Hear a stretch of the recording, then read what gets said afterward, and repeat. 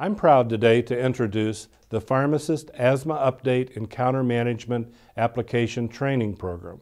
This program will provide information the pharmacist can use to target the 6 key messages provided in the National Asthma Education and Prevention Program guidelines for the diagnosis and management of asthma. It's important that pharmacists become more involved in asthma treatment since the prevalence of asthma occurs in over 10% of all of the adults and children in the United States.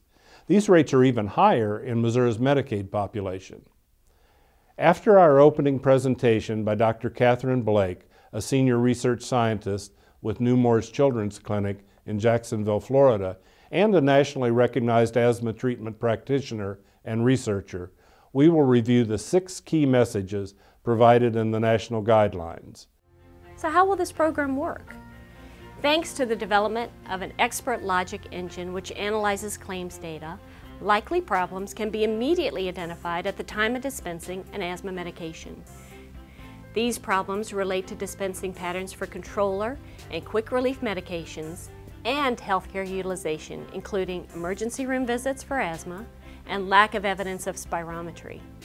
At the time of dispensing, the pharmacist is notified electronically that a possible medication-related problem exists, and an encounter for counseling and education is approved.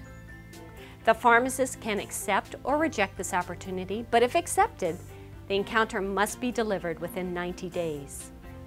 What reimbursement is provided for the encounter? Medicaid reimburses the pharmacist in 15-minute increments for delivering and documenting the encounter by guidelines.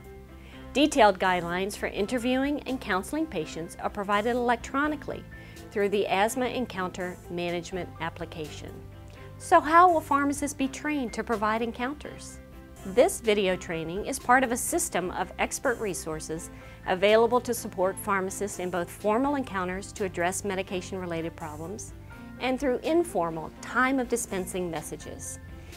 Also, 50 brief expert videos are provided by URL on demand to support pharmacist inquiries into asthma medications and devices. What is the source of the information used in the training exercises? Expert references are drawn from the Association of Asthma Educators course entitled Advanced Pharmacology for Asthma Control, and from training resources developed by asthma-ready communities from the University of Missouri Healthcare. The messages to be delivered by pharmacists in the Encounter Management application have been developed to align closely with the National Heart, Lung, and Blood Institute's guidelines for the diagnosis and management of asthma. I hope you find these resources useful in your pharmacy practice, and the counseling and education you provide helps your patients improve their control of asthma so they can live full, active lives. Thank you.